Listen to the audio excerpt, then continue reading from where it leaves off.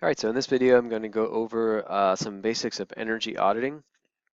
And so these are the core questions we're going to answer. I'm going to differentiate between a regular energy audit and what's usually called a quick home energy checkup. Talk about the different job, what an auditor does, what an installer does, some of the goals and benefits of an energy audit, and also we'll go over some examples of how you can use an infrared camera to detect energy inefficiencies. Okay, so the first thing I'm going to go over here is what's called a quick home energy checkup. Now, this happens to be what it's called in the state of Maryland, but a lot of states are doing similar programs.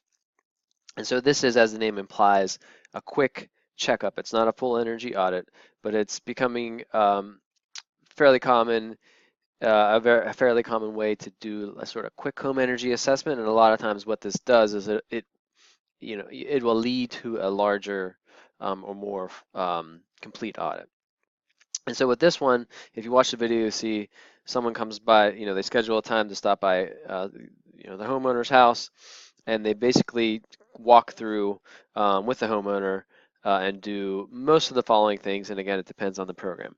But the auditor will come in with a bag full of things like more efficient lights, maybe a faucet aerator, shower head, maybe they'll have a smart strip or some other energy efficiency quick fixes. Okay.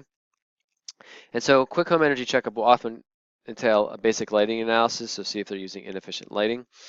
Faucet aerator, so these are things you can screw on the end of most faucets that will reduce the water use. Also low flow shower heads, again, the auditor will usually have a low flow shower head on them. Most of these programs are free to the homeowner, and they'll come in and they'll just say, just replace lights, they'll replace the shower head, they'll replace the faucet aerator, and so forth.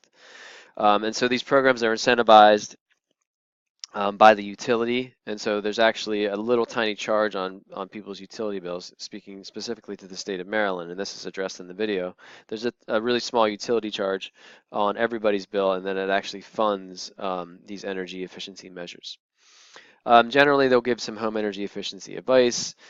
They'll take a quick look maybe at the insulation, maybe look at some obvious air seal problems, some really sort of low-hanging fruit, some obvious things where they could possibly recommend further measures, but not things that they'll do right away. And they will often have what's called pipe wrap. I don't think I have this on here, but they'll have insulation that they put on hot water heater pipes. Sometimes they'll give a smart strip, which is a special kind of outlet that helps you save money. And a lot of times what they'll do is they'll utilize the opportunity of getting a quick checkup and say, you know what, maybe you could use a full energy audit, and maybe they'll recommend a full energy audit. So a lot of times this is a way to actually schedule full energy audits moving forward. But again, this program is normally free. It's not mandatory. It's totally voluntary to participate, and no matter what, you get a couple of efficient lamps and maybe some shower heads and smart strip and so forth. So this is a quick one. This takes 30, 40, 45 minutes to do. So a full energy audit, and again, this video is linked to the PDF that's attached, so I'm not going to show this video. But some key terms with the energy audit. First of all, an energy audit it's basically an inspection of how the energy is used in a building. Okay, so there are a lot of different scales of energy audits. You can go everything from a multi-million square foot commercial building or industrial complex to a residential building. The goals of the energy audit, which we'll get to in a minute, it's energy use, but it's also health and safety, and I'll go over that here shortly. That's a really important part. Those are usually the two main goals of an energy audit, are your energy savings and health and safety. So an energy audit is when you go through and you inspect a building to try to determine how energy is being used in the building, ultimately with the goal of reducing energy use, okay? So the ultimate end here is we want to reduce energy use. Let's do an energy audit. Energy auditor is simply someone who does an energy audit. Pretty straightforward. Now there's a lot of training available for energy auditing, and again, there are many levels from very entry-level residential audits to very large commercial audits that take years of training to be able to do. Weatherization is sort of a fancy way of saying installing energy efficiency measures.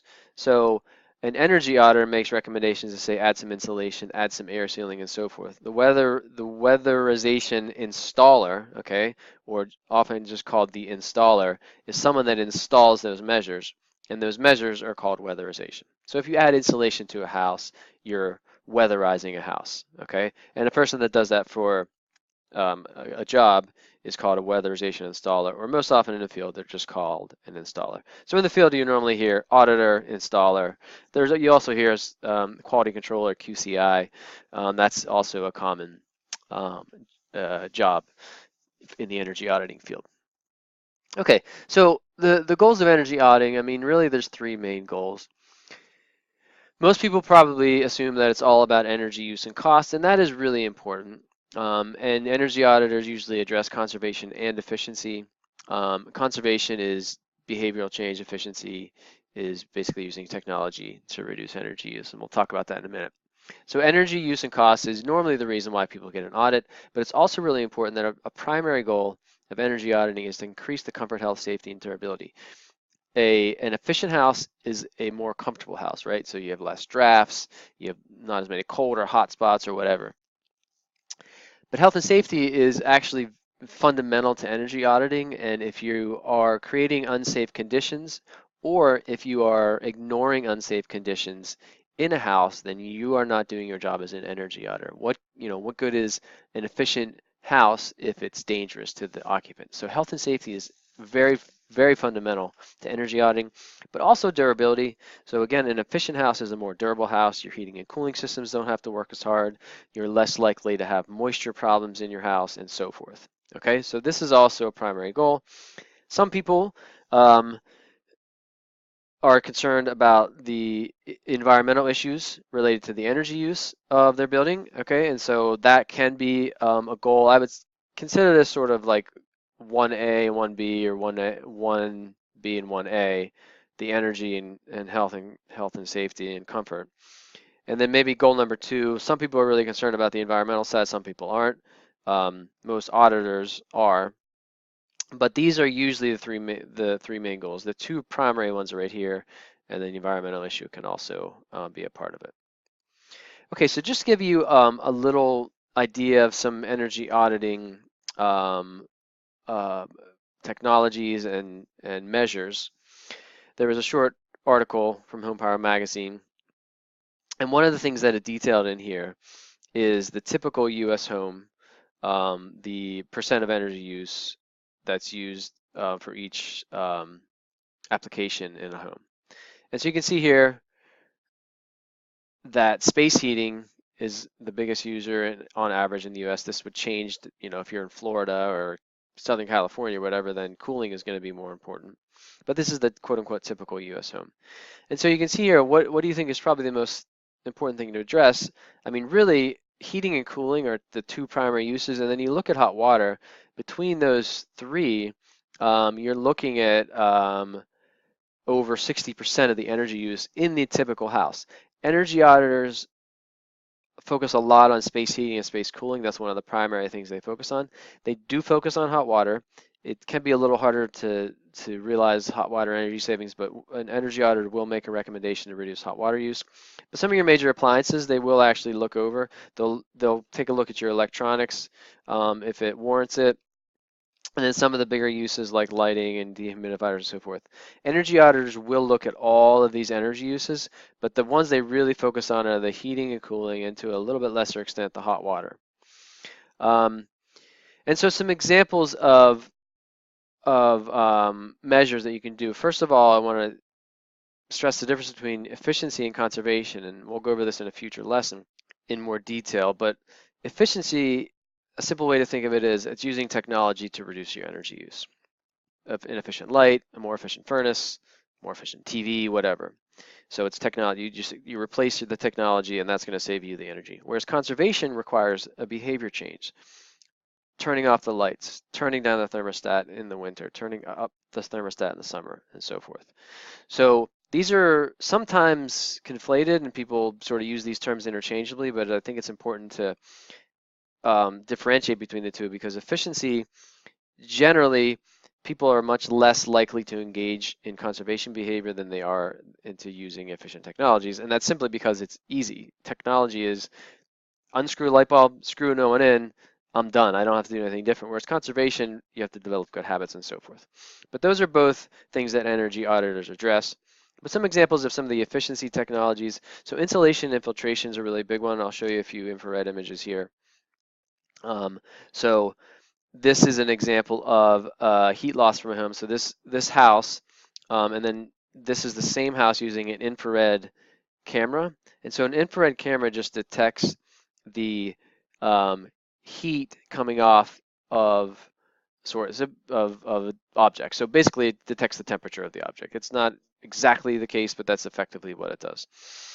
And so in this case, in this house, you can see here's hot and here's cold. So you can see that this is the winter time. You can see snow on the roof, right? And so you can see the roof is cold, so that's an indicator that there's probably pretty good insulation in the roof, okay? If there's missing insulation, you would actually see a warm spot. Now you can see a little warm spot here. That's because there's a chimney right there, but there's huge warm spots here. And so that's probably indicating that there's a probably big air leak. Here's the front door. There might be some missing insulation. It looks like the windows, there's nothing you can really do about it. Now you could cover them with curtains and that would prevent some of that.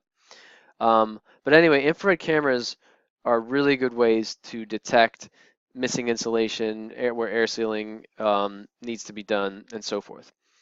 But the importance of insulation is clear here. If you would see, again, if there were missing insulation, you would actually see warmer spots in the roof. They would actually end up seeing more melted snow on the roof as well. Okay. Infiltration is just the movement of air in a house that you don't want it to, where you don't want it to be moving. So using energy efficient appliances, lights and electronics, that's a really important part of a lot of these measures. So a phantom load, and this was addressed in your reading, a phantom load is the energy that's being used by appliances when they're turned off. So believe it or not, a lot of appliances still use electricity when they're turned off. The sort of rule of thumb is if it makes a sound, if it has a light on it, if it's moving in any way, and actually if it has a remote control, then it's using at least a little bit of electricity even when it's turned off. So the cable box is one that's notorious. Cable box uses basically the same amount of power on as off. So you turn that thing off and it's still using, 20 to 40 watts depending on the size and the age and so forth. So that's your phantom load. Phantom load is sometimes called a vampire load, and it's this electricity load that you're paying for even though you're not using the equipment. Okay. And again, here's another video from with a short energy audit description that I would like you to watch with the link on the PDF. Okay, so I'm going to go over a couple examples of how an infrared camera can be used in a house, and in both of those videos, the folks use infrared cameras. So the next couple of slides are infrared images from this house. So this is a single-story ranch house. The attic here is just a crawl space, so it's unfinished, and there's no basement, so this is on what's called a slab. All right, so here's an infrared image. I want you to go ahead and press pause, and I want you to think about what's going on here and how you'd fix it. So this is an interior wall, and this is that ceiling with the crawl space above it. So go ahead and press pause and think about what this image is showing, and take a look at this temperature. So we have 60 degrees here and 68 degrees here, so that gives you an idea of the temperature range. Okay, so what's going on here is, remember, this is uninsulated, unfinished crawl space up there above it, and so it's uninsulated at the roof line, but this ceiling is supposed to be insulated. So all that's going on here is there's a big piece of missing insulation. And so if you go up in the crawl space area here, you'd see there's just a patch of insulation missing. So here it's pretty easy fix, add some insulation on top. Okay, so here is the middle hallway of the same house. These are pull down steps. Okay, remember this is the uninsulated or unfinished crawl space above the central hallway. So go ahead and press pause and see if you can figure out what's going on here. And so here it's obvious this is a lot colder here. So this is really common in houses with drop down stairs. There's either no insulation or inadequate insulation. There might be a lack of air sealing around here that's causing extra air leakage. So this is in case you couldn't tell, this is on a cold winter day because it's really cold here and it's warmer in here.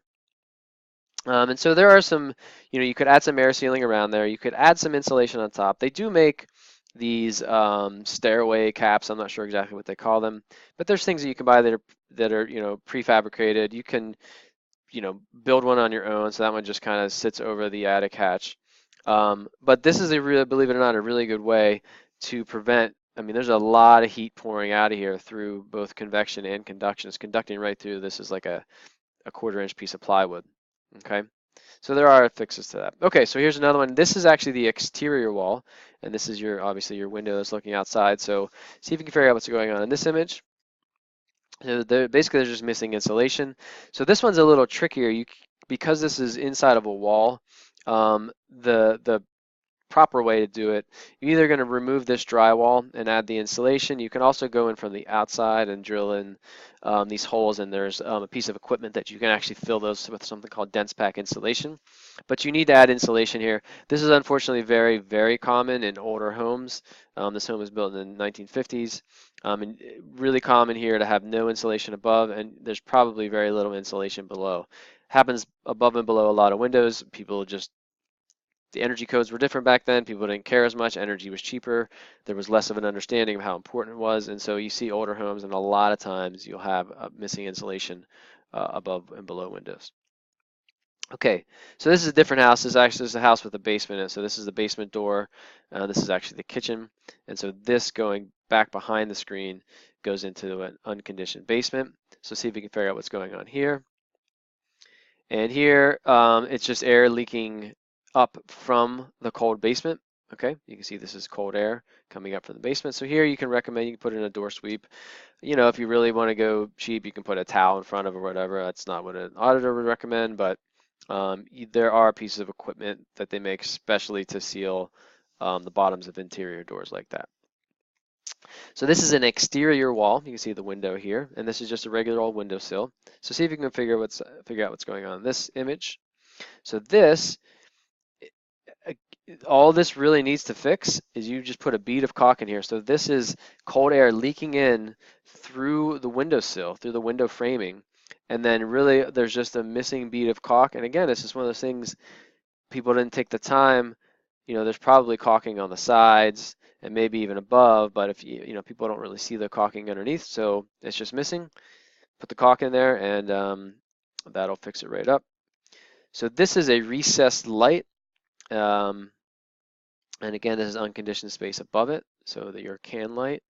And so this is tricky because recessed lights are really notorious among energy auditors because this is very often the case. You can see this is very cold air coming in through this recessed light. So this one's a little tricky because a traditional or regular recessed light, the old school recessed light. So this is why it's called a can light. There's this metal can that houses the lamp above the ceiling. Okay, so it's recessed up into the ceiling. And so the problem here is if you have an old school light, it's a fire hazard to put insulation on top because this can get overheated. Okay. So it's really dangerous. You don't want to put insulation on top. So in that case, you should have a little what's called an insulation dam. So see this, where's my cursor? So there's wooden, well, this is probably the rafters, or I mean the joist, excuse me, between the can is between, but there shouldn't be insulation on top. Okay, so there's a couple of options here. One, you can buy what's called an IC rated light. I think that stands for insulation contact, but there are IC rated lights and you can put the insulation right on top. So that's one way to do it, but they're more expensive, much more expensive actually than these ones. And so there are some other options you have. You can make a sort of job built contraption, and you need, for the old lights, old can lights, you need a minimum of 3 inches on all sides, and so you can build a box out of foam, and then you can dump insulation on top of that. They also make these prefabricated ones that fit neatly over those can lights. And so in that case, here's a picture of that can light, the recessed can light. Honestly, this is a little tight. Remember, you need 3 inches on each side. And so you want to be a little more careful about the sizing. But that's the premise here, is that there's this piece of cardboard basically that fits neatly over the light, and then you can dump insulation right on top. Okay, so this is just a very small sampling of some of the energy efficiency or energy inefficiencies you can pick up by using an infrared camera. And these are all things that an auditor really commonly looks for. So that's just a couple of examples. Okay, and so hopefully by now at the end of this lesson, you can answer most of these questions. And these are the important, I guess, essential questions regarding this material.